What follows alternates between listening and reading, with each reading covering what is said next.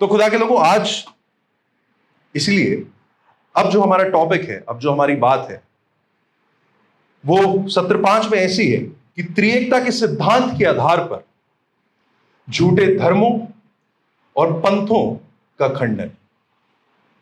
झूठे धर्मों और पंथों का खंडन।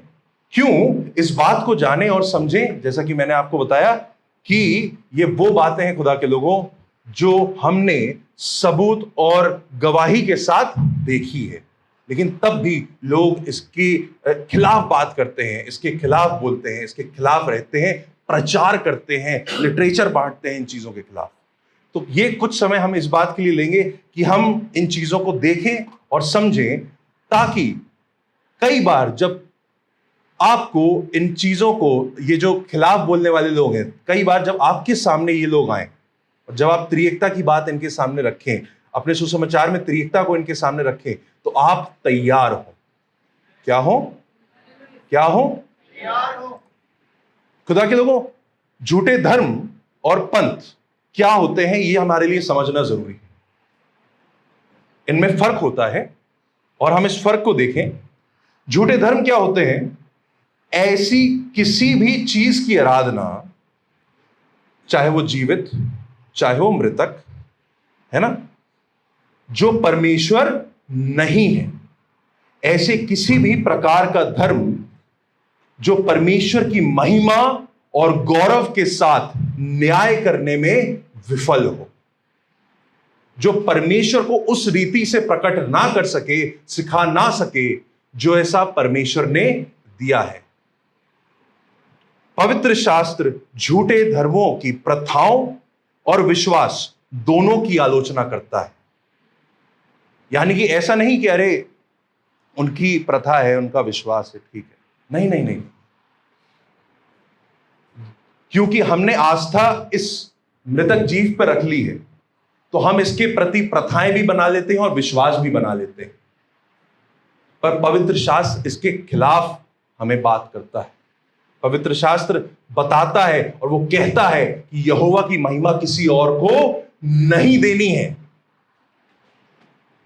इसी प्रकार से जब हम पंथ देखते हैं तो हमारे लिए समझना जरूरी है, कुछ भी ऐसा, कोई भी ऐसी ऑर्गेनाइजेशन, व्यक्ति, लोग, किसी भी प्रकार की ऐसी चीज जो ऐतिहासिक ईसाई धर्म पर आधारित होने का दावा तो करती है। अब मैं आपको एक चीज बता दूं, पंथ कई प्रकार के होते हैं।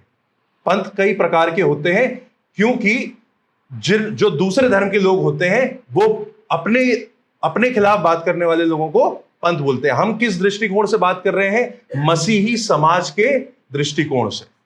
तो जब हम मसीही समाज के दृष्टिकोण से बात कर रहे हैं तो उसके हिसाब से जो परिभाषा है वो ऐसी है, कुछ भी ऐसा या कोई भी ऐसा जो ऐतिहासिक ईसाई धर्म पर, यानी कि जिस ऐतिहासिक ईसाई धर्म पर हम हैं उस पर आधारित होने का दावा तो करता है, कहता तो है कि भैया हम भी क्रिश्चियन हैं, लेकिन जो मसीह के पूरे किए कामों से भटक गया है, वो मसीह की महिमा और शिक्षा में कुछ फेरबदल कर देगा। हम देखेंगे इन फेरबदलों को भी। और भटक के वो उसने हल्के से बदलाव कर दिए हैं, लेकिन परमेश्वर का वचन हमें सिखाता है हम एक मात्रा भी नहीं बदल सकते उसकी महिमा की। आमीन। हम एक मात्रा भी नहीं बदल सकते उसकी महिमा की। हमारी समझने में कमी है, लेकिन जितना हम समझें ईमानदारी में समझें। बदलना और केवल इसलिए किसी चीजों को बदल देना क्योंकि वो मुश्किल है, ये चीज सही नहीं। लेकिन जो मसीह के पूरे किए कामों से भटक गया या उन्हें छोड़ दिया हो और उसके व्यक्तित्व से समझौता करे, जो मसीह को मसीह ना जाने, जो मसीह को कुछ और कहने लगे। अब हम इस बात को समझते हैं कि खंडन शब्द का अर्थ क्या होता है। कई बार जब हम खंडन शब्द का इस्तेमाल करते हैं, प्रयोग करते हैं, तो इस तरीके से उसे देखा जाता है कि ये बड़ी बुरी चीज है, ये बड़ी गलत चीज है, किसी के खिलाफ बात नहीं करो यार, किसी के खिलाफ बोलो नहीं, वो अपनी सेवा कर रहा है, उसके खिलाफ बात नहीं करो। खुदा के लोगों, मान के चलिए किरण भाभी है क्या यहां पे? अच्छा, okay, let's take another example कि जॉय भैया मेरे भाई हैं। अब कोई मुझसे आके मैं जानता हूं, मैं इनको जानता हूं, पहचानता हूं और समझता हूं, ठीक है। मेरी इनसे पर्सनल पहचान है। मैं इनको इनकी गवाही के अनुसार और इनके जीवन की गवाही के अनुसार दोनों रीति से जानता हूं। अब एक तीसरा व्यक्ति जिससे इनका कोई लेना देना नहीं है, ना मैंने इनके साथ कभी उसे देखा, ना इनके आसपास वो आया, और वो मुझसे आके कहे ऐसी बातें जो इनके प्रति गलत हैं, तो सही काम क्या होगा कि हम अपने भाई के बारे में बातें सुनते रहें या उसको बताएं कि भाई आप गलत हैं। थैंक यू भैया, सब आपके फेवर में है। उसी प्रकार से अगर मान के चलिए कोई कल आ जाए और आपके घर पे बोले कि ये घर तो मेरा है, आप मुझे बताइए कितना पैसा और कितने केस और कितने वकील लगा देंगे आप इस बात को साबित करने में कि ये घर। लेकिन जब खंडन करने की बात आती है ना, जब इस बात को साबित करने की बात आती है कि नहीं ये परमेश्वर, बाइबल का परमेश्वर है, हम वकील भी छोड़ देते हैं, हम प्रमाण भी छोड़ देते हैं, हम सबूत भी छोड़ देते हैं। आपका विश्वास आप जानिए, हमारा विश्वास हम जानते हैं। यही चीज आप अपने घर के बारे में कहिए, यही चीज आप अपने बाइक, अपनी गाड़ी के बारे में कहिए, यही चीज आप अपने फोन। जब हम इतनी मामूली तुच्छ वस्तुओं को इतना लगा के रखते हैं, तो परमेश्वर के बारे में क्यों हम सचेत नहीं हैं?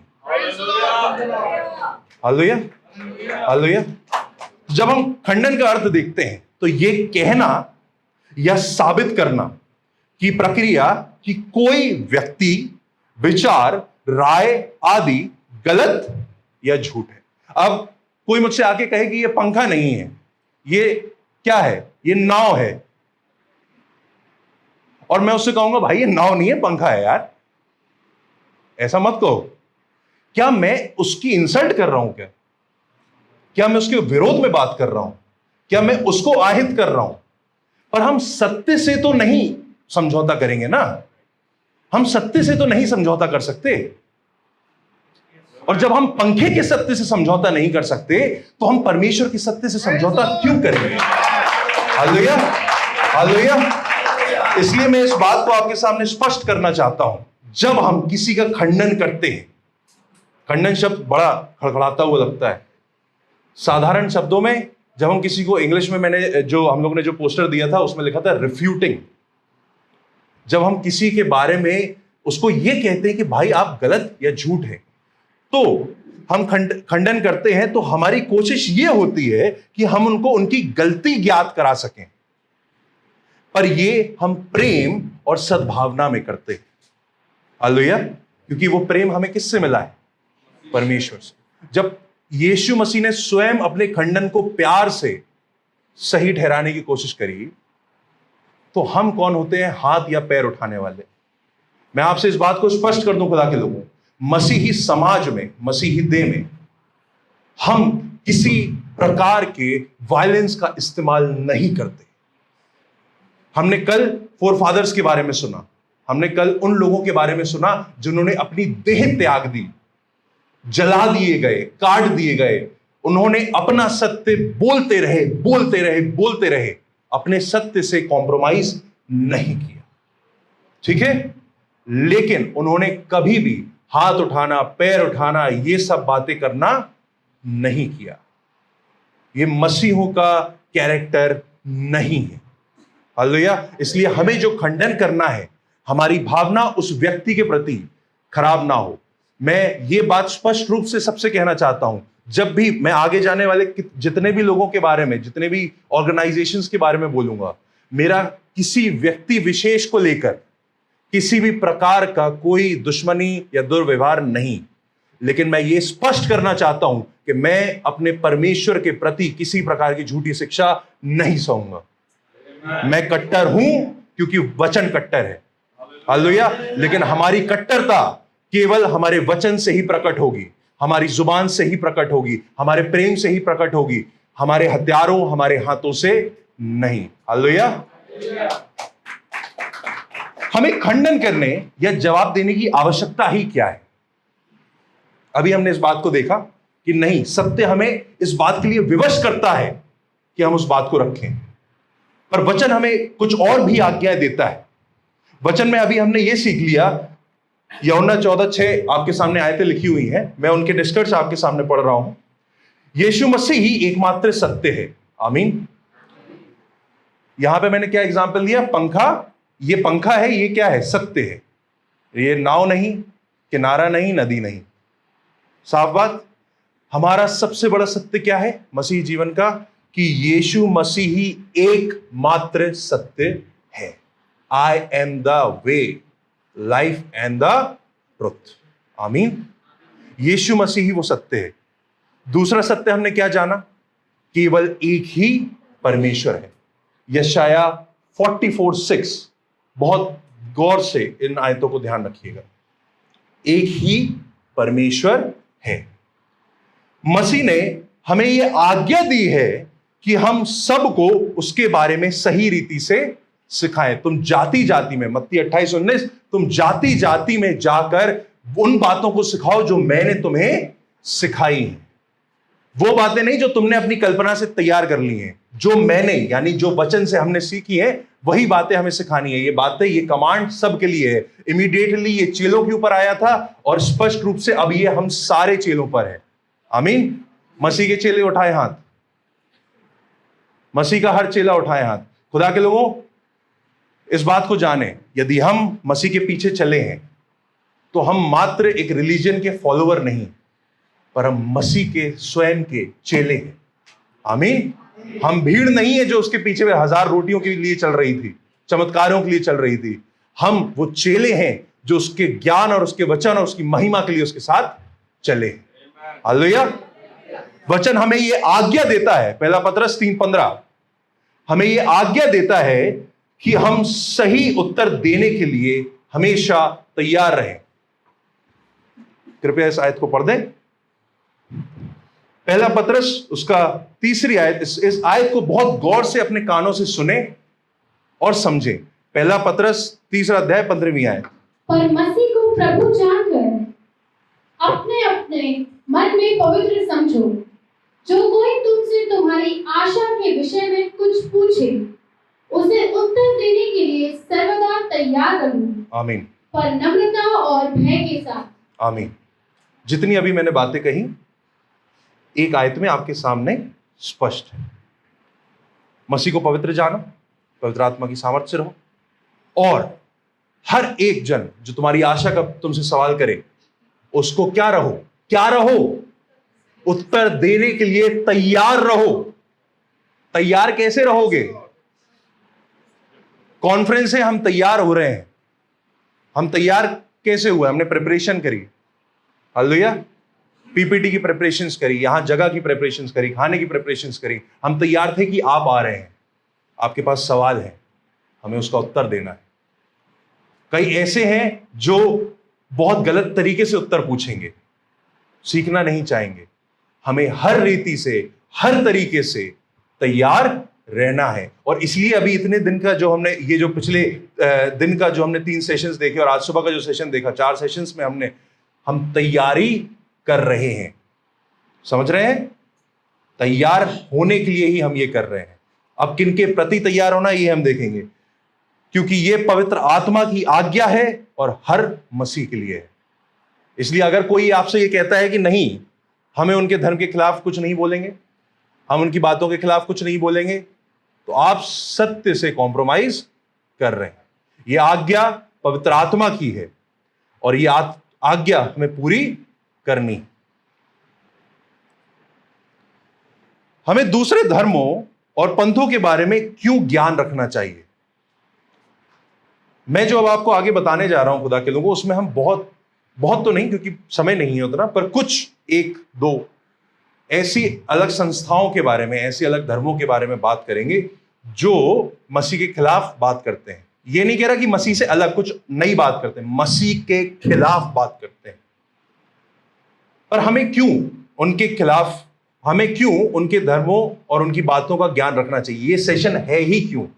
ये सेशन इसलिए खुदा के लोगों कि 1 कुरिन्थियों 9 में यूं इस प्रकार लिखा हुआ है, क्योंकि सबसे स्वतंत्र होने पर भी, ये कौन लिख रहा है? पौलुस लिख रहा है। सबसे स्वतंत्र होने पर भी मैंने अपने आप को सबका दास बना दिया कि अधिक लोगों को खींच लाऊं। पौलुस पूरे यूरोप में क्या कर रहा था? प्रचार कर रहा था। और जब वो प्रचार कर रहा था तो वो ऐसे कई समाज में गया जो यूनानियों से भी परे हैं और जो यहूदियों से भी परे हैं। हालेलुया। जो रोमी हुकूमत के भी बाहर हैं। तो इन लोगों को हम वो ज्ञान कैसे दे जो यहूदियों को मिला है? इन लोगों को हम वो ज्ञान ऐसे देते हैं। पौलुस क्या करता है? मैं यहूदियों के लिए यहूदी बना कि यहूदियों को खींच लाऊं। जो लोग व्यवस्था के अधीन है उनके लिए मैं व्यवस्था के अधीन ना होने पर भी व्यवस्था के अधीन बना कि उन्हें जो व्यवस्था के अधीन है खींच लाऊं। यानी कि जो मूसा के नियमों को, मूसा की बातों को मानते हैं, मैंने उनके सामने उन्हीं बातों को रखा, उन्हीं बातों से साबित किया। कब किया? जब मुझे पता होगा तभी तो मैं साबित करूंगा। जब मुझे उनके बारे में पता होगा तभी तो मैं इस बात को स्पष्ट करूंगा। Hallelujah, hallelujah. व्यवस्थाहीनों के लिए, जिनके पास कभी व्यवस्था थी ही नहीं, व्यवस्थाहीनों के लिए कौन सी व्यवस्था की बात हो रही है? वो शास्त्र जो यहूदियों को मिले थे, जो परमेश्वर की व्यवस्था में हीन नहीं परंतु परमेश्वर की व्यवस्था के अधीन हो। व्यवस्थाहीन सा बना कि हीन सा बना। उनकी बातों को समझा, उनके जो समाज है, उनकी जो चीजें हैं उसमें अपने आप को सम्मिलित किया, इसलिए ताकि मैं उनको उनकी भाषा में चीजें समझा सकूं। पौलुस ये नहीं कह रहा है कि मैं इनके समान बन गया, वो ये कह रहा है इनके समान सा रहा, ताकि ऐसा नहीं हो सकता कि हम किसी की 50 साल की जिंदगी को एक झटके में जाके अपने बातों से बदल दें। इसलिए हमें उन विश्वासों को जिनको वो मानते हैं, उन्हीं विश्वासों से उनको उत्तर देना भी है, पवित्र शास्त्र के ज्ञान से ही। आमीन, आमीन। मैं निर्बलों के लिए निर्बल सा बना, जो वचन में कमजोर है। मैं निर्बल सा बना कि निर्बलों को खींच लाऊं। मैं सब मनुष्य के लिए सब कुछ बना हूं, सब मनुष्यों के लिए सब कुछ बना हूं कि किसी ना किसी रीति से कई एक का उद्धार कराऊं।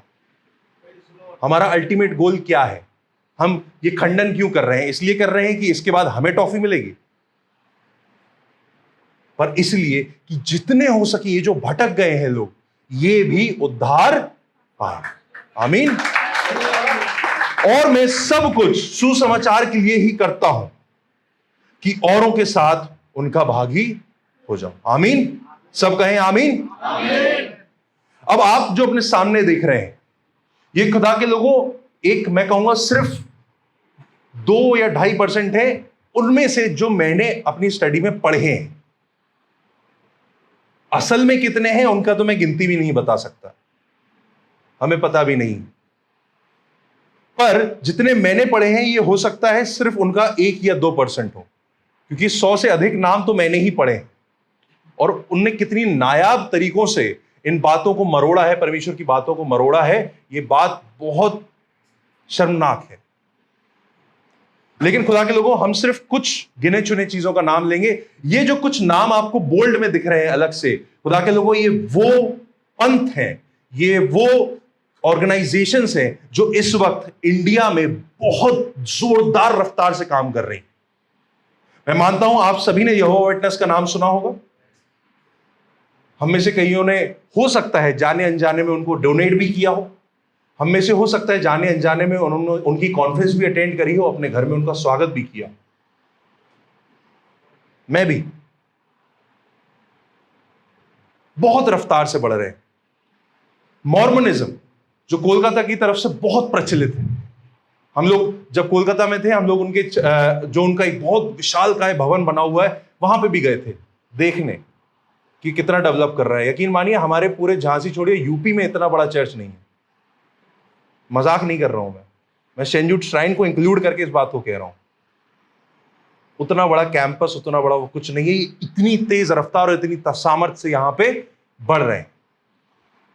Jesus only United Pentecostal church ये जो वो लोग हैं जो केवल ये मानते हैं कि केवल यीशु ही है।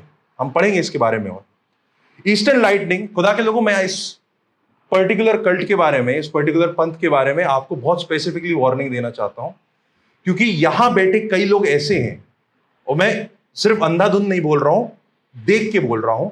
यहां बैठे कई लोग ऐसे हैं, और आपके जानकार कई लोग ऐसे हैं, आपकी पहचान के कई लोग ऐसे हैं, हमारे आसपास के कई लोग, झांसी शहर के कई लोग ऐसे हैं जो आज भी इनके फेसबुक पेज को फॉलो करते हैं, लाइक्स करते हैं, शेयर करते हैं, सिर्फ इस मासूमियत में कि ये मसीह का ही तो नाम ले रहे हैं। लेकिन मैं इस बात को स्पष्ट कर देना चाहता हूं, eastern lightning, the church of almighty God, ये नाम कितना अच्छा लग रहा है, सर्वशक्तिमान परमेश्वर की कलीसिया। हम भी तो सर्वशक्तिमान परमेश्वर को मानते हैं, है ना? पर वो जो ऐतिहासिक ईसाई धर्म से भटक गए, ये भी नाम वही इस्तेमाल कर रहे हैं। ये क्या मानते हैं, मैं इसमें ज्यादा नहीं जाऊंगा, आप समझ सकते होंगे कि अगर मैं सब में गया तो ये अपने आप में एक अलग सेमिनार हो जाएगा। तो हम इस बात को जाने, इनका सबसे खतरनाक विश्वास क्या है? इनका कहना है कि यीशु मसीह आ चुके हैं। कहां है? चाइना में है। और कहां है? किस रूप में है? एक महिला के रूप में। हिंदी में ताली क्यों बजा रहे भाई? इस बात में इन लोगों ने इंडिया में इतनी जोरदार तरीके से, हम लोग तो कोशिश कर रहे हैं धीरे धीरे चीजों को अनुवाद करने, हम सही शिक्षा का अनुवाद नहीं कर पाए। भाई रोहन, भाई जॉय, इन लोगों ने कितनी धुआंधार रूप से सारी बाइबल को तोड़ मरोड़ के, सारी शिक्षाओं को तोड़ मरोड़ के हिंदी में अनुवाद करके बांटने भी लगे हैं। ये चाइना का कल्ट है, चाइना में भी बैन है, बहुत सारे देशों में बैन है। ये सभी कल्ट कहीं ना कहीं बैन है, जो लोग समझते हैं इन बातों को। तो इस बात पे ध्यान रखें। हिंदी में इनका नाम है पूर्वी चमकती बिजली, सर्वशक्तिमान परमेश्वर की कलीसिया। अगर आप आसपास भी भटके इनके, फेसबुक पेज पे जाएं, वो सब मत करिएगा कि जाएं कुछ लिख के आ जाएं, ये तो मूर्खता भरे काम है, कुछ नहीं होगा इनसे। बहुत बड़ी संस्था है वो। पर हम क्या करेंगे? हम अपने ज्ञान को बढ़ाएंगे।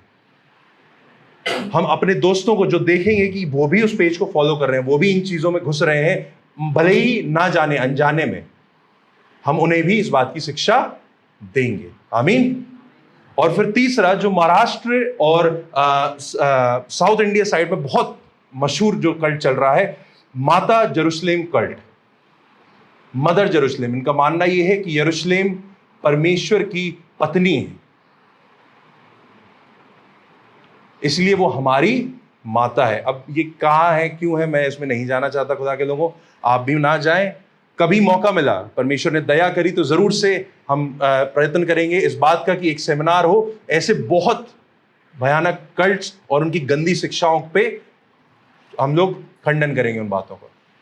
Hallelujah, hallelujah. ऐसे बहुत सारे सजेशंस, अगर मैं अपनी लिस्ट खोलूं, जो हम लोग जब तैयारी कर रहे थे, कितने लोगों ने हम लोगों को कितने सजेशंस भेजे, भाई इनकी भी बात करो, इनकी भी बात करो, इनकी भी बात करो। मैं माफी चाहूंगा अगर मैं उन बातों को नहीं कर पा रहा हूं, क्योंकि समय का थोड़ी सी कमी है। पर आप अगर परमेश्वर के ज्ञान में बढ़ जाएंगे तो वो फिर कोई भी आए, माता आए, पिता आए, चाचा जेरूशलेम आए, कोई फर्क नहीं पड़ता।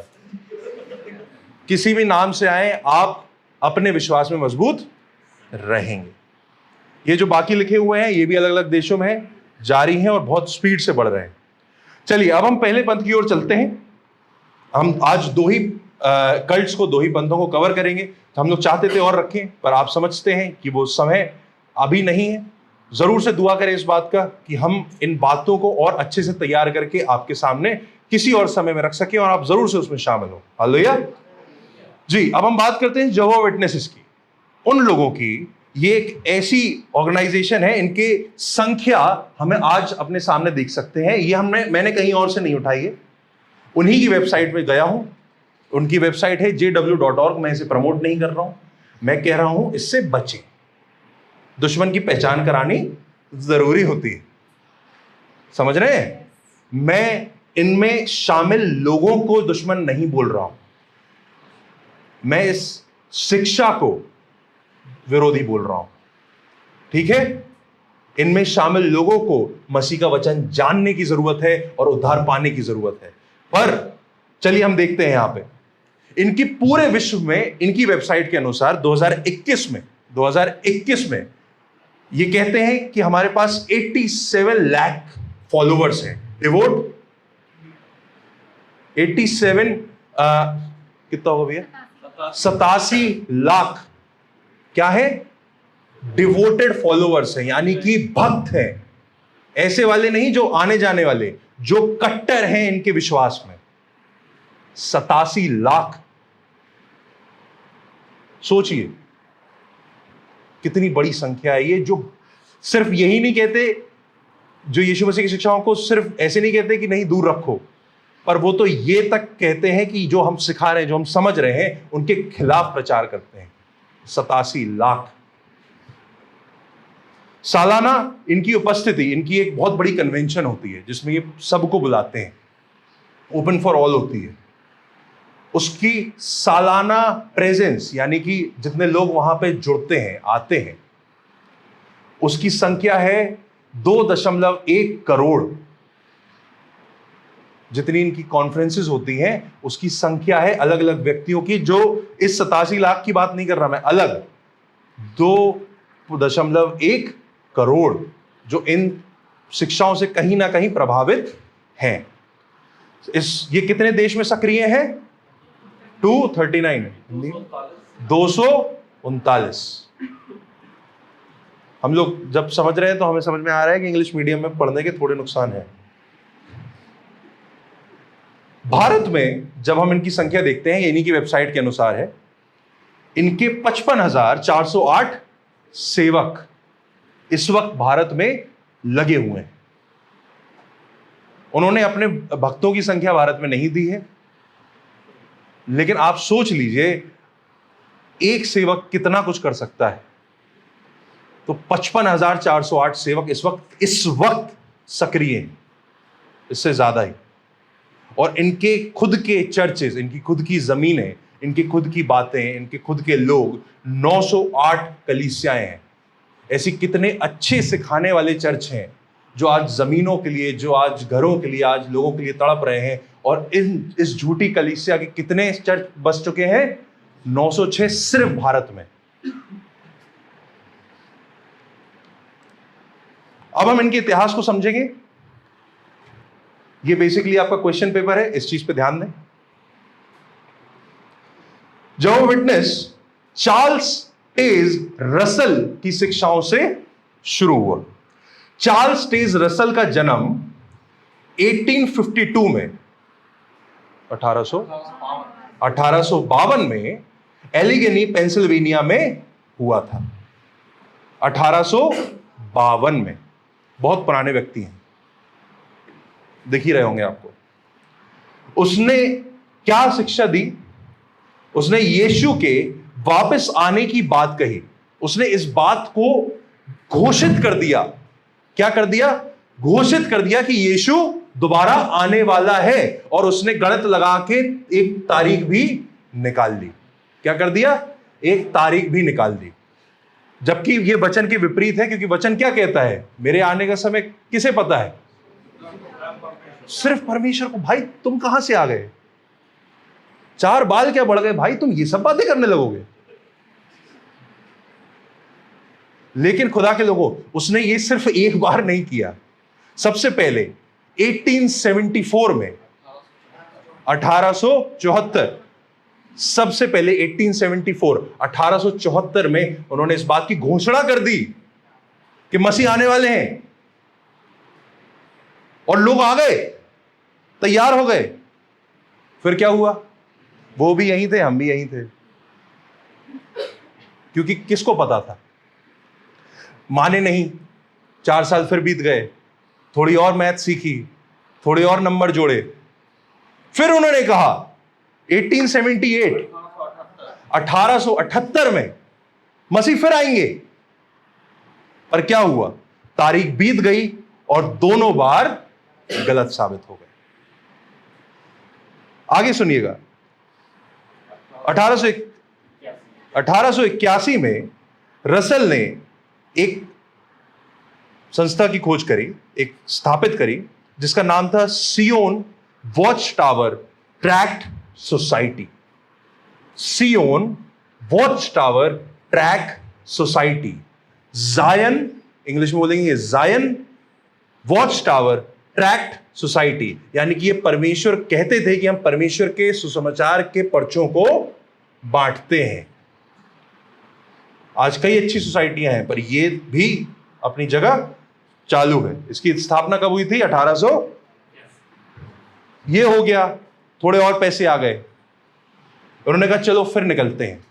1914 में उन्होंने फिर घोषित कर दिया कि मसीह फिर आ रहे हैं, और इस बार आमतौर पे घोषित नहीं किया क्योंकि लोग तो मान नहीं रहे थे। लोगों ने कहा भाई साहब आप रहने दो। उन्होंने कहा मैं इतना श्योर हूं। वो गए, उन्होंने अपनी सारी जमीन जायदाद सब बेच दिया कि अब मसीह आ गया, अब मुझे क्या करना इन चीजों का। 1914 में। पर क्या हुआ? फिर से यीशु के वापस आने का ऐलान किया, और क्या हुए होंगे आप अंदाजा लगा सकते हैं। गलत हो गए। तब भी कुछ अंधभक्त उनके साथ लगे रहे। 1916 में रसल की डायवर्क्युलाइटिस एक बीमारी होती है। मैं बायोलॉजी का टीचर नहीं हूं, मैं नहीं समझाऊंगा क्या होती है। डायवर्क्युलाइटिस से उनकी मृत्यु हो गई। उनकी मृत्यु के बाद जोसेफ रदरफोर्ड, कौन? जोसेफ रदरफोर्ड ने उनकी पूरी संस्था पे कब्जा कर लिया और उन्हीं शिक्षाओं को और भयानक तरीके से दौड़ाने लगे। किसने? जोसेफ रदरफोर्ड ने। मसीह तो नहीं आए, इनकी बीमारी आ गई और इन्हें ले गई। अब इनका ये नाम क्यों है? यहोवा विटनेस क्यों बोलते हैं इन्हें? क्या मतलब है इनका? तो हम बाइबल में इस बात को जानते हैं कि इब्रानी में परमेश्वर का नाम उसने दिया है यहोवा। अब ये आपको बहुत अजीब सुनने में लगेगा, क्योंकि जब हम लोग कल इस आयत का बात कर रहे थे कि मैं हूं, जब इसे इब्रानी में बोला जाता है तो कैसे शब्द निकलते हैं? यहोवा। ठीक है। पर क्या हुआ? प्रारंभिक समय में, यानी कि जब और लोगों ने, और पहले के लोगों ने, मैंने बताया ना, ट्रांसलेट करने में बहुत गलतियां हुई हैं। एक ऐसी गलती हुई और इन लोगों ने क्या किया? उस याहवे को, जिसको यहूदी लोग आगे चल के याहवे बुलाने लगे, यहोवा को याहवे बुलाने लगे, उनको इन लोगों ने कैसे ट्रांसलेट किया इंग्लिश में? उसके या शब्द के आगे हटा के उसे जा कर दिया और उसको क्या बोलने लगे? यहोवा। यहोवा के रूप में करने लगे, करने की गलती करी, जबकि इब्रानी जुबान जो है, जो अल्फाबेट है, उसमें जा उच्चारण है ही नहीं। तो ये क्या हुआ? गलत हो गया। ये इब्रानी भाषा के साथ है ही नहीं ये बात। यहोवा हिब्रू यहोवे का गलत अनुवाद है। सही अनुवाद क्या है? यहोवा, या और सही क्या है? यहोवे। हिंदी में हम जो बोल रहे हैं यहोवा किसी रीति से गलत नहीं है, और एक्यूरेट क्या होगा? यहोवे। आमीन, आमीन। इस नाम के पीछे और भी कई बड़े अर्थ छुपे हुए हैं। खुदा ने अवसर दिया तो जरूर मैं आपको बताऊंगा।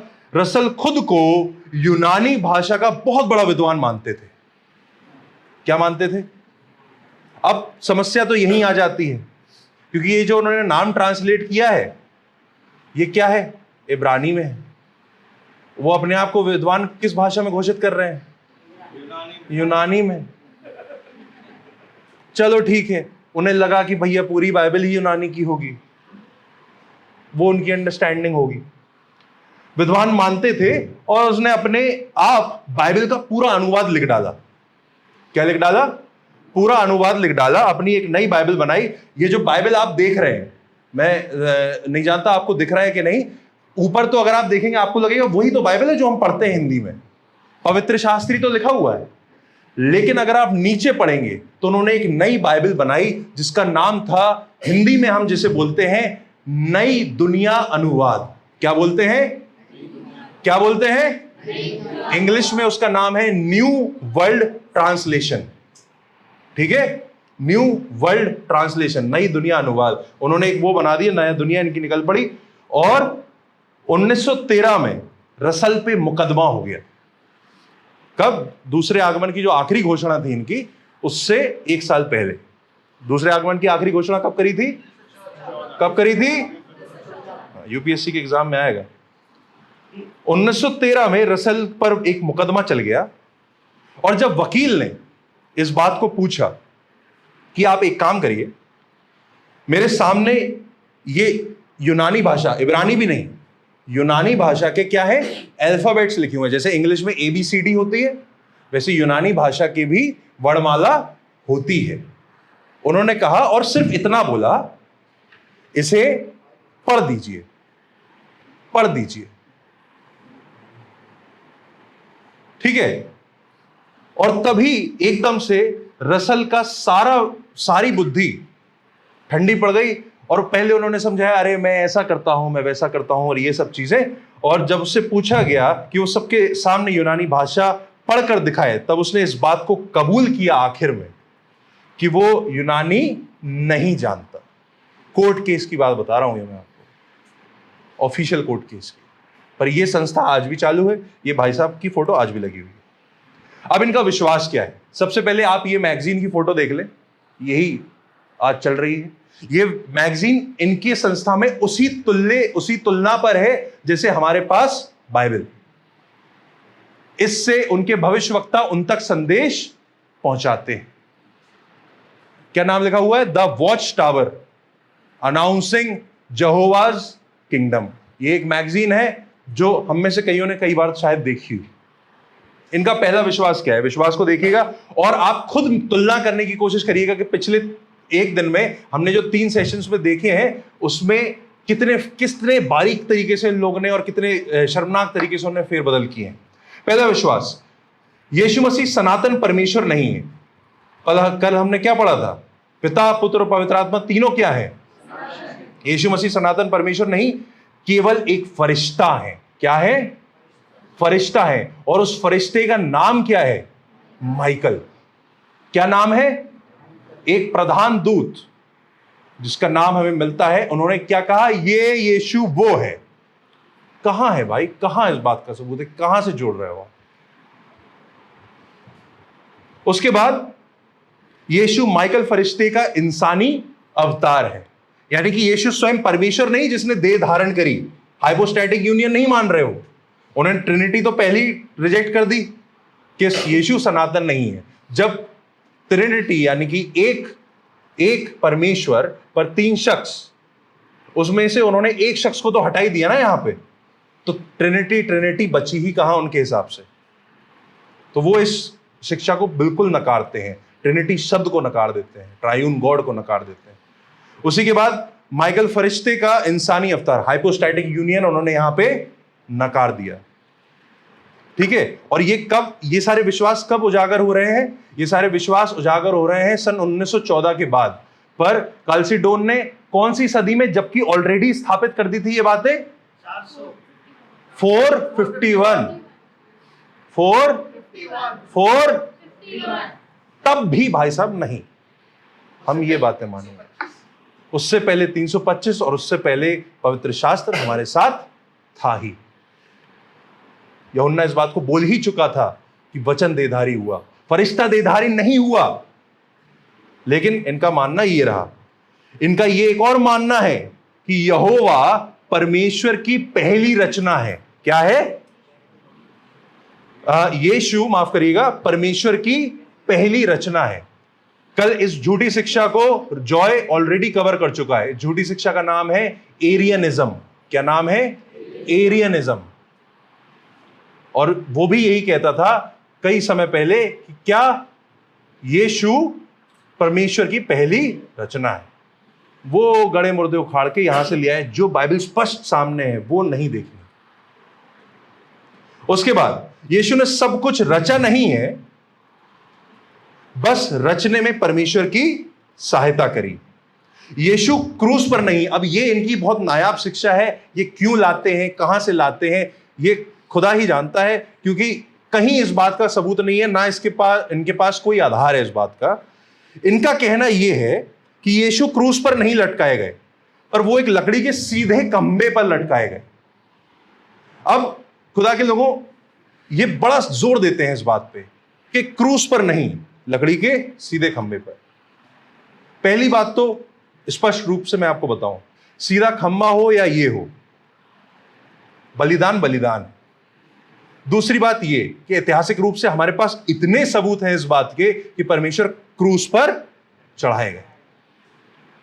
ये बात वो क्यों लाते हैं, कहां से लाते हैं, पता नहीं, पर कई बार वो लोगों को बड़ा उत्तेजित करने की कोशिश करते हैं कि आपको पता है क्रूस तो था ही नहीं, वो तो लकड़ी के खंभे पर था, ये तो कैथोलिक कलीसिया लेकर आई है, रोम लेके आया है। वो सिर्फ भटकाने की कोशिश करते हैं। यीशु कभी शारीरिक रूप से पुनः जीवित हुए ही नहीं। क्या नहीं हुए? शारीरिक रूप से कभी जीवित नहीं हुए। यानी कि हम इस बात को मानते हैं कि यीशु अपनी देह में दोबारा जीवित हुए। वो अपने चेलों के पास गए, उसने अपने चेलों से बोला कि छुओ और महसूस करो। उन्होंने उसके बाद भी समय बिताया और यहां पे सबको इस बात का सबूत दिया कि वो शारीरिक रूप से जिंदा हैं। और उन्होंने अपने सबूत को किस रीति से दिया कि शारीरिक रूप में आने के बाद उन्होंने इस बात को कहा कि उन्होंने भोजन में खुद की शिरकत करी, भोजन में शामिल हुए। क्यों? भूख नहीं लग रही थी, वो साबित कर रहे थे इस बात को कि मैं शारीरिक रूप से यहां हूं। पर ये क्या कह रहे हैं? शारीरिक रूप से जीवित नहीं हुए, बस आत्मिक रूप से। यीशु का शरीर कब्र में गायब हो गया था, ये उनका विश्वास है, ये मेरा विश्वास नहीं है, ये उनका विश्वास है। कब्र खाली क्यों थी? जब उनसे पूछा जाता है तो वो ये कहते हैं कि उनका शरीर गायब ही हो गया था, इसलिए कब्र खाली थी। 1914 में, वही जब यीशु दोबारा आने वाले थे, यीशु का पुनः आगमन हो चुका है, ये इनका आज भी विश्वास है। आज के समय में ये अपडेटेड है, ये चार्ल्स टेज रसल की बातें नहीं कर रहा हूं मैं, ये यहोवा विटनेस ऑर्गेनाइजेशन की बात कर रहा हूं मैं। ये इनका क्या विश्वास है कि 1914 में यीशु का पुनः आगमन हो चुका है, पर कैसे हुआ है? अदृश्य रूप से हुआ है। वो हमारे बीच में आ चुका है। कहां आ चुका है? न्यूयॉर्क में आ चुका है। वहां पे एक कलीसिया भी है और वहां पे वो उन लोगों से बात कर रहा है। मतलब उनके पास कॉन्फ्रेंस रूम में यीशु मसीह बैठे हैं, अदृश्य रूप से उनसे बातें भी चल रही हैं, कॉन्फ्रेंस भी चल रही हैं, सब हो रहा है। और इसीलिए जो मैगजीन लिखने वाले वो जो कुछ चंद लोग हैं, वो इसी बात को क्लेम करते हैं कि हम डायरेक्ट यीशु से बात करके आपके सामने ये चीजें लिख रहे हैं। इसी बात की तो अथॉरिटी दिखा रहे हैं वो। उसके बाद क्या क्या उन्होंने बोला? आगमन हो चुका है, अदृश्य रीति से हुआ था। यीशु शारीरिक रूप से हमेशा के लिए मर चुका है। हम किस विश्वास को जानते हैं? हम इस बात को जानते हैं, हम इस बात को जानते हैं कि यीशु आज भी अपनी देह में पिता के दाहिने हाथ पर है। आमीन। पिता के पास वो किस रूप से उठाया गया था? अपनी देह में उठाया गया। आमीन। उनके अनुवाद के अलावा दुनिया की हर बाइबल गलत है। क्या है? गलत। यानी कि जितनी बाइबल आप पढ़ रहे हैं, इंग्लिश हिंदी डजंट मैटर, उनका इंग्लिश वाला न्यू वर्ल्ड ट्रांसलेशन और हिंदी में नई दुनिया अनुवाद, यही जो है सो है। इसके अलावा खुदा के लोगों, पवित्र आत्मा बस एक शक्ति मात्र है, कोई व्यक्ति नहीं। क्या है? शक्ति मात्र है। पर हमें सबसे पहले सेशन में भाई रोहन ने स्पष्ट रूप से क्या बता दिया था? पवित्र आत्मा कोई शक्ति मात्र नहीं, वो एक पूरे व्यक्तित्व में पूरा शख्स है, क्योंकि वो बात भी करता है, शिक्षा भी देता है, दुखी भी होता है। उसकी पहचान है। एक सामर्थ को कैसे दिखाते हैं? एक शक्ति कैसे दिखाते हैं? ये जो बिजली हमारे सारे तारों में बह रही है, ये एक ताकत है ना? और ये बिजली जो बह रही है, इसी बिजली के दम पे ये सारी लाइट्स जल रही हैं। क्या हम बिजली से बात करते हैं? क्या बिजली दुखी होती है? नहीं होती ना। पर पवित्र आत्मा नहीं है ऐसी। पवित्र आत्मा हमसे बात करता है। हालेलुया। तो उन्होंने पुत्र को नकार दिया, पवित्र आत्मा को भी नकार दिया। हम किसी को झूठ बोलें, किसी की गलत पेशकश करें, तो हमने नकार ही तो दिया उसे। त्रिएकता एक बुत परस्त सिद्धांत है, ये इनके ऑफिशियल विश्वास में है और ये ऑफिशियल खंडन करते हैं इस बात का। इनकी तरफ से हमारा खंडन होता है कि जो हम त्रिएकता सीख रहे हैं, ये एक बुत परस्त, यानी कि ये एक अलग कल्चर का, क्रिश्चियंस का नहीं, एक अलग कल्चर का सिद्धांत है। समझ रहे हैं? क्रिसमस एक बुत परस्त त्योहार है, ईस्टर एक बुत परस्त त्योहार है। ये वो सब चीजें हैं जिन्हें हम मानते और मनाते हैं। इसके बाद इनकी कुछ नायाब शिक्षा है। इनका मानना है जन्मदिन मनाना पाप है। ये आप जानना चाहेंगे क्यों, तो बाद में पूछिएगा। इनके हिसाब से सेना में भर्ती होना पाप है, इनके सभी फॉलोअर्स के लिए। इनके हिसाब से इनकी एक बड़ी शिक्षा है, इन्होंने प्रकाशित वाक्य की एक आयत को उठा लिया और उन्होंने उस नंबर को ले लिया और बोला स्वर्ग में केवल 1,44,000 लोग जाएंगे। इन्होंने इस बात को घोषित कर दिया। कितने लोग जाएंगे? 1,44,000। पर मसीह तो बहुत ज्यादा है। आमीन, मेरा विश्वास है बहुत ज्यादा है। अच्छा, कमाल की बात यह है, मैंने पहली स्लाइड में बताया था ये खुद कितने हैं? 87 लाख, 87 लाख। पर ये क्या कह रहे हैं कि स्वर्ग कितने जाएंगे? तो अगर 1,44,000 ही जाएंगे तो ये जो है ये क्या कर रहे हैं? तो जब पहले इनकी शिक्षा यही थी, पहले ये चाहते थे कि ये एक एक्सक्लूसिव क्लब बन जाए और सब आ जाए। जब हो गए और नंबर सरपास कर गया तो इन्होंने उस चीज से थोड़ा जोड़ करना उसमें शुरू कर दिया, थोड़ा पीछे हटने लगे और उन्होंने क्या बोला, बाकी सदस्य जो है वो भी रहेंगे पर वो मसीह के साथ स्वर्ग में नहीं जाएंगे, उनके लिए पृथ्वी पर एक नया इंतजाम किया जाएगा, उनकी एक नई पृथ्वी बनाई जाएगी।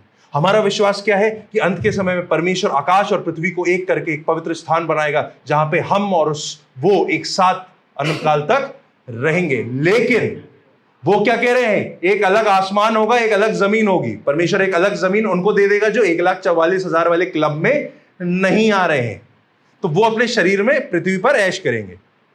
और कुछ ऐसे हैं 144 लाख, 144 लाख जो स्वर्ग जाएंगे। यहोवा विटनेस के अनुसार उद्धार का मार्ग क्या है? इस बात पर पूरे दिल से विश्वास करो कि यीशु एक रचना है, रचयिता नहीं। मैं ये आपको प्रीच नहीं कर रहा हूं खुदा के लोगों, मैं रीड करके बता रहा हूं। ये वो कहते हैं, सिखाते हैं। इस बात पर पूरी रीति से विश्वास, वो ये कहते हैं, इस बात पे विश्वास करो। अगर तुम ये मानते हो कि यीशु प्रभु है तो तुम स्वर्ग नहीं जाओगे। स्पष्ट टीचिंग है उनकी। मूसा का कानून मानो केवल विश्वास से। मूसा का कानून मानो क्या है? मूसा ने जो कानून दिया था, सारी शिक्षाएं दी थी, उनको मानो, केवल विश्वास से कुछ नहीं होगा। हालेलुया, सुधर गए। कर्म व्यवस्था से, आपके अच्छे कामों से आपका उद्धार होगा। पर हम क्या सीखते हैं, हम क्या जानते हैं कि हमारा उद्धार केवल उसके अनुग्रह से ही होता है। आमीन, आमीन। लिखित रूप से यहोवा विटनेस के सदस्य बनो, रिटन फॉर्म भरो, रिटन स्टेटमेंट दो, रिटन परमेश्वर के चित्रगुप्त आएंगे एक अलग, वो आपके पेपर चेक करेंगे कि आपके पास यहोवा विटनेस का कार्ड है कि नहीं, तभी आप स्वर्ग। ये टीचिंग है उनकी। उसके बाद हर महीने में कम से कम 1 घंटे, ये एक अलग प्रकार का इनका वो चल रहा है, हर महीने में कम से कम 1 घंटे यहोवा विटनेस संस्था का प्रचार करो। ये जो मैगजीन्स हमने अभी देखी थी, इस मैगजीन्स को ले जाओ, लोगों को बांटो, लोगों को यहोवा विटनेस में कन्वर्ट करो, लोगों को यहोवा विटनेस होना सिखाओ। समझ रहे हैं आप इस बात को? समझ रहे हैं आप इस बात को? उसके बाद अब हम इन बातों के जवाब को देखेंगे। सबसे पहले इब्रानियों 1, भाई जॉय ने अभी इस बात को पढ़ाया था, इब्रानियों 1, उसमें यह बात स्पष्ट है कि यीशु कोई फरिश्ता नहीं है, यीशु स्वयं क्या है? परमेश्वर है। कुलुसियों 1:16 और यूहन्ना 1, सब कुछ उसने बनाया है, हर एक चीज की नींव उसी ने डाली है। कुछ भी नहीं था उसके पहले अगर कुछ नहीं था, यानी कि ये नहीं है कि वो पहली रचना है, ये है कि उसी ने सब कुछ रचा है। यीशु की बात विटनेसेस के अनुसार पहला थिस्सलुनीकियों 14:16 में, अब वो ये क्यों मानते हैं कि माइकल यीशु के रूप में है? इस आयत को मूर्खता कारण पढ़ने से, उसमें ऐसा लिखा है, मैं मसीह के आने पर स्वर्गदूत जब मसीह आएगा दोबारा, तो उसके आने पर स्वर्गदूत की आवाज आएगी। क्या आएगी? स्वर्गदूत की आवाज आएगी, इसलिए वो खुद एक दूत है। मतलब जब मसीह आएगा तो हमें स्वर्गदूत की आवाज सुनाई देगी, ये वचन बताता है। क्योंकि स्वर्गदूत की आवाज सुनाई दे रही है। मान के चलिए मैं यहां एंटर कर रहा हूं, पर रोहन ने अनाउंस कर दिया कि भाई गैब्रियल आ रहे हैं, तो मैं नहीं हूं, मैं रोहन हो गया। लेकिन इस बात में समस्या यह है कि इसी आयत में यह भी लिखा है कि उसके आने पर तुरही की भी आवाज आएगी। तो क्या मसीह तुरही भी है? तो जितनी चीजों की आवाज आ रही है, मसीह वो सब है क्या? उसके बाद पहला कुरिन्थियों 15 इस बात को चेलों के सामने स्पष्ट करता है कि यीशु शारीरिक तौर पर जीवित हुआ। क्या हुआ? शारीरिक तौर पर जीवित हुआ, और उसने स्वयं इस बात का प्रमाण दिया। मत्ती 24 इस बात को स्पष्ट करती है कि उसका पुनः आगमन केवल परमेश्वर ही जानता है और कोई नहीं, और उसका आगमन अदृश्य नहीं होगा, उसका आगमन सबके सामने स्पष्ट होगा। हालेलुया। हमारी अगली जो खतरनाक संस्था है जिसके बारे में हम बात करने जा रहे हैं वो है यूनाइटेड पेंटिकॉस्टल चर्च। क्या है? United Pentecostal church. इनकी विश्व संख्या है, ये इनका लोगो लगा हुआ है आपके, इनकी विश्व संख्या 53 बोलेंगे 53 को 53 लाख है। सीख रहा हूं मैं भी धीरे धीरे। सक्रिय देश 197, सही रहा, 197 देश में ये है। और इनकी कुल कलीसिया एस्टैब्लिश्ड चर्चेस कितने हैं? 42,000, 42,000। ठीक है। अब मैं इनकी जो शिक्षा है खुदा के लोगों, अब मैं एक बात आपको स्पष्ट कर दूं। यूनाइटेड पेंटिकॉस्टल चर्च एक संस्था है, या ये कह लीजिए सबसे महत्वपूर्ण और सबसे मजबूत संस्था है जो एक्चुअली इन टीचिंग्स को पढ़ाती है, जिन टीचिंग्स को बोलते हैं जीसस ओनली, यानी कि केवल यीशु, या वननेस पेंटिकॉस्टल्स। इन शिक्षाओं को पढ़ाने वाली और भी संस्थाएं हैं, लेकिन ये सबसे बड़ी है उसमें। अब एक बहुत स्पष्ट रूप से मैं आपके सामने एक बात करना चाहता हूं, वो ये कि जब मैं बात करता हूं यूनाइटेड पेंटिकॉस्टल चर्च की, तो यूनाइटेड पेंटिकॉस्टल चर्च एक मनुष्य की बनाई हुई संस्था है। मैं पेंटिकॉस्टल चर्च की बात नहीं कर रहा। क्या नहीं कर रहा? मैं पेंटिकॉस्टल चर्च की बात नहीं कर रहा, यानी कि उन कलीसियाओं की बात नहीं कर रहा जो इस बात पे विश्वास करती हैं कि पवित्र आत्मा हमारे बीच में कार्यरत है। पेंटिकॉस्टल चर्च एज अ कलीसिया की बात नहीं, किसी ऑर्गेनाइजेशन, किसी रजिस्टर्ड सोसाइटी की बात नहीं हो रही है। पेंटिकॉस्टल चर्च जब मैं बोल रहा हूं, इसका मतलब यह है कि वो कलीसिया है जो इस बात को स्पष्ट रूप से मानती हैं, भले ही उनके नाम के आगे पेंटिकॉस्टल लगा हो चाहे ना लगा हो, पर जो इस बात को मानते हैं कि पवित्र आत्मा को प्रभु यीशु मसीह ने हमारे बीच में भेजा है और वो आज हमारे बीच में कार्यरत है। हालेलुया। ये दोनों अलग हैं, एक नहीं है।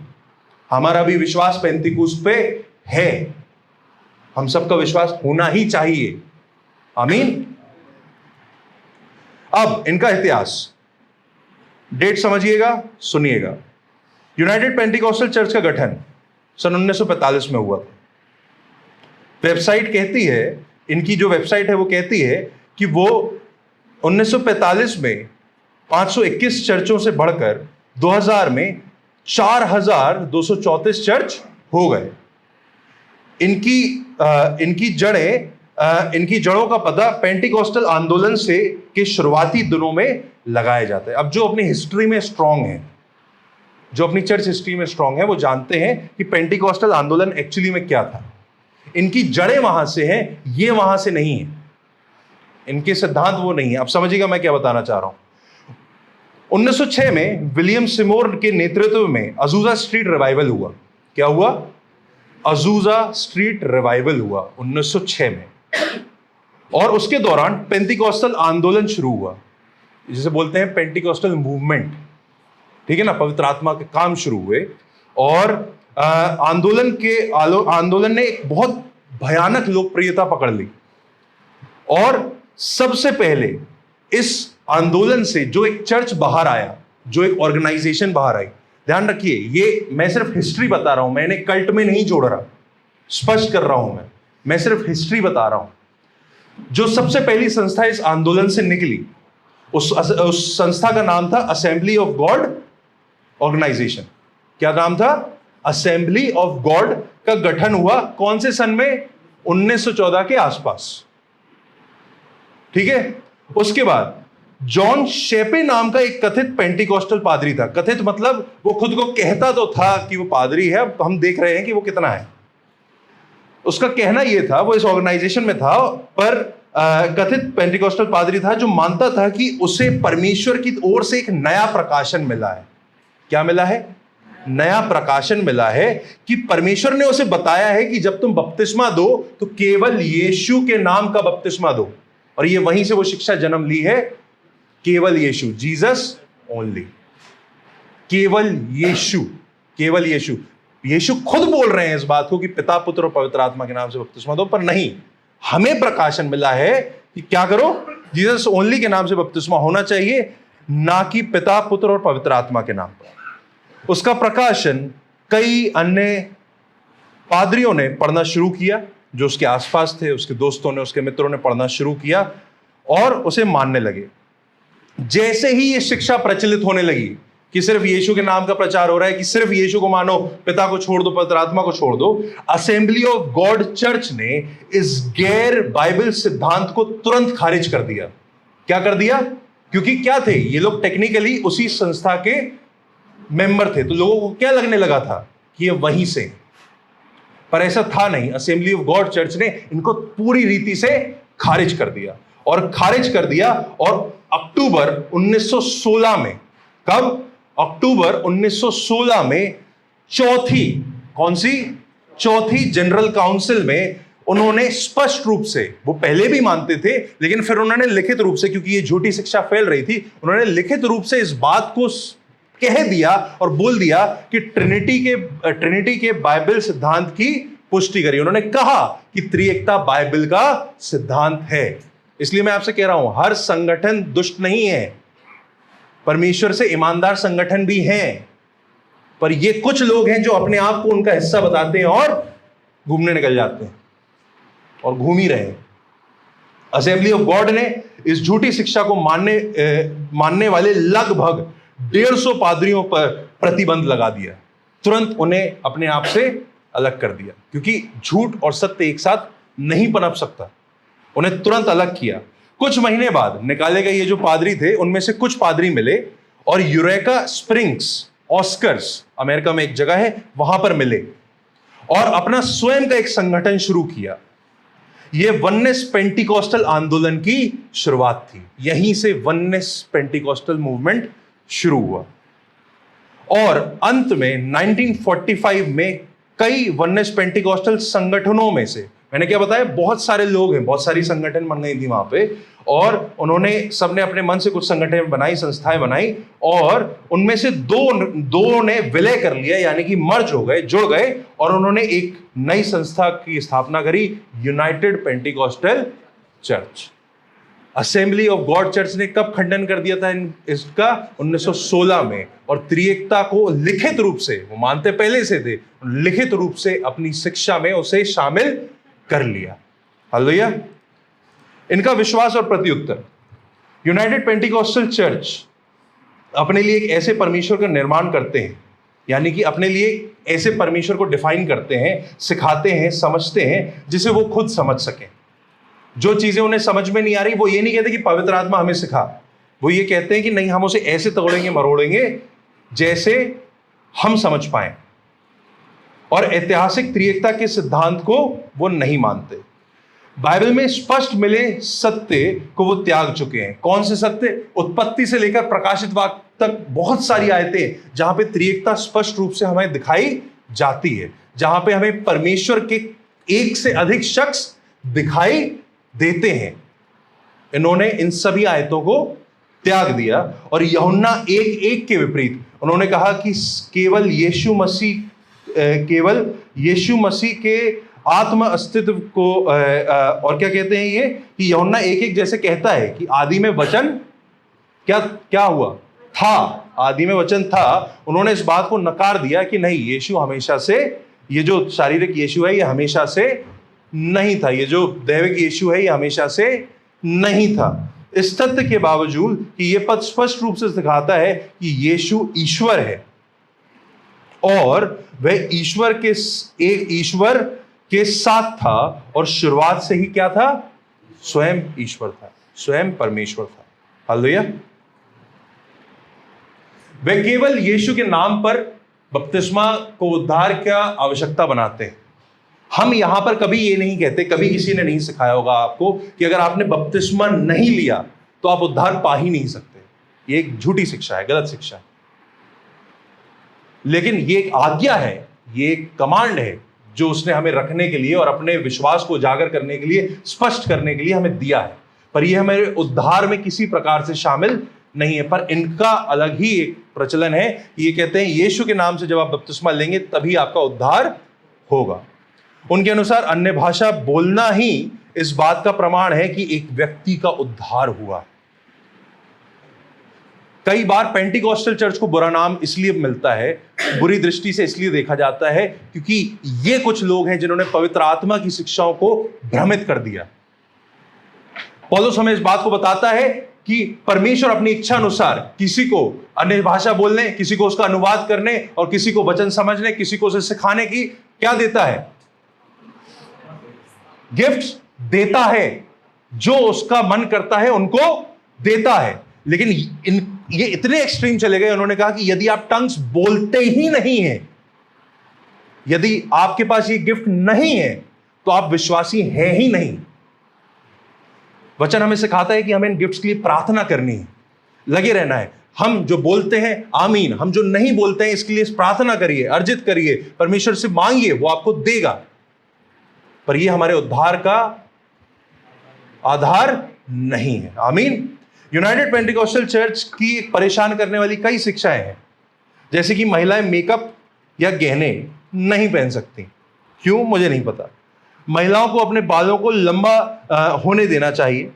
पुरुषों को अपने बालों को बहुत छोटा रखना चाहिए। साथ ही स्कूल में जो बच्चे जाते हैं उन्हें किसी भी प्रकार की talent show, dance competitions, theatre, acting, इन सब चीजों में भाग नहीं लेना चाहिए। क्यों? ये हम अगले सेमिनार में जब खुदा की मर्जी होगी तब बात करेंगे। पर ये वो भ्रमित करने वाली और फालतू की बातें हैं जिससे परमेश्वर का नाम बदनाम करने की कोशिश करते हैं। कर नहीं सकते लेकिन कोशिश कर रहे हैं। आमीन। आखिरी बात, यूपीसी की आस्था है कि जो लोग एकता के सिद्धांतों और प्रथाओं को अपनाते हैं, किसको? त्रिएकता को नहीं, एकता को, जीसस ओनली को, सिद्धांतों को अपनाते हैं, वे ही स्वर्ग जाएंगे। क्या करेंगे? क्या करेंगे? वे ही स्वर्ग जाएंगे। त्रिएकता मानने वाले नहीं। उनका मानना है कि वे उस प्राचीन मॉडलिज्म हमने कल सुना था, पढ़ा था, ये कि परमेश्वर ही अपनी जरूरत के अनुसार, अपने कामों के अनुसार क्या करता है? पिता का रूप ले लेता है, पुत्र का रूप ले लेता है और पवित्र आत्मा का रूप लेता है। वो तीन शख्स नहीं है। हालेलुया। मॉडलिज्म की शिक्षा को पुनर्जीवित कर रहे हैं। इनका ये मानना है कि मॉडलिज्म की शिक्षा बहुत जरूरी है और ये इसे क्या कर रहे हैं? पुनर्जीवित कर रहे हैं। और जिसे ईसाइयों ने खारिज कर दिया था, ये उसको फिर से वापस लाने की कोशिश कर रहे हैं। हालेलुया। ये इनके अजीब विश्वास है। ठीक। हालेलुया। ये दो ऐसे पंथ हैं, पंथ नहीं, पंथ, फर्क।